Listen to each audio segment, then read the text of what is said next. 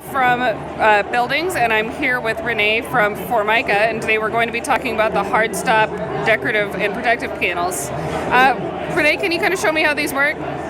So HardStop is a product that we developed for hardworking interiors.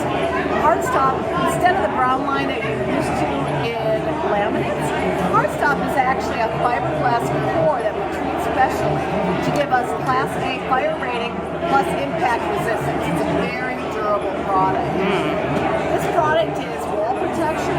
Imagine all those long hallways in hospitals and airports where there's a lot of bumping of carts and beds, which is a very durable product.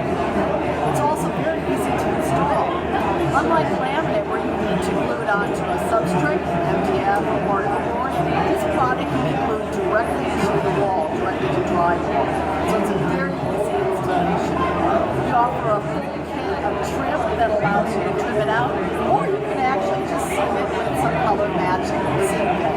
So it's a very forgiving and very hardworking product to give it to designers everything they need for durability, plus our tight core selection. It's specified in any color of Formica laminate wood frames, solid colors pattern, even stone designs that are seen behind it. Very cool.